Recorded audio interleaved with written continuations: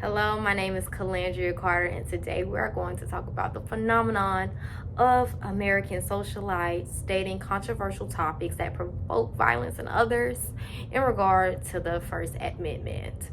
Some example of these American socialites would be Ice-T, Ice Cube, and even Donald Trump.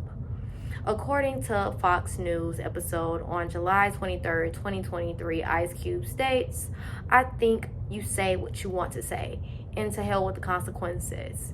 You have to be willing to fight for your rights and what you believe in. And if you're a person who believes in freedom of speech, you have to fight and say what you feel and let the chips fall where they may and stand on that. And it may not be easy, but I think you will feel better about yourself when you say what needs to be said at the time it needs to be said." Ice Cube is an advocate for the rights of freedom of speech and is against canceling culture. In addition, Ice Cube has had a history of stating his opinion in very provocative ways, surrounding himself with controversy in the late 1980s in a rap group called NWA in a song called F the Police that addressed racial profiling and gun violence.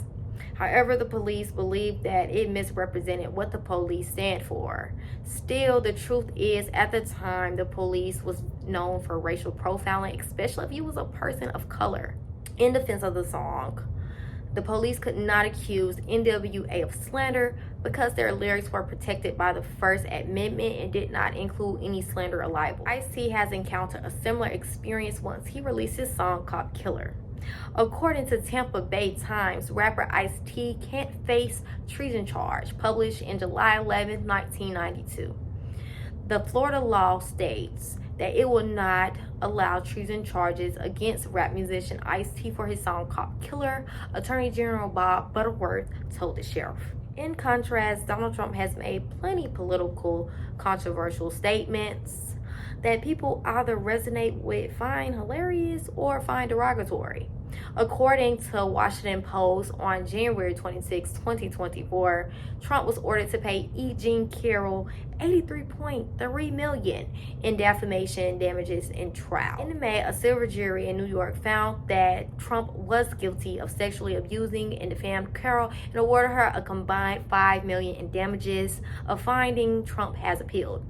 I believe Trump's situation is different because he has defamed people who were rightfully accusing him. However, his remarks during his presidencies were ones of ignorance and not necessarily of slander. ACLU stands for American Civil and Liberties Union.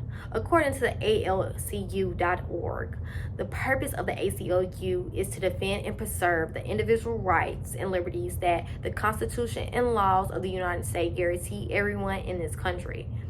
I believe my position in this dynamic is to be an audience and consumer and interpret critically what is being said in the media by these socialites. My position as an upcoming journalist would be to have good ethics and rightfully decipher my commentary on these political endeavors and conversations. It compares with the legal and formal position of the ACLU and other bodies because they protect my freedom of speech and the regard for me making my professional and personal commentary regarding my political beliefs and thoughts on the government.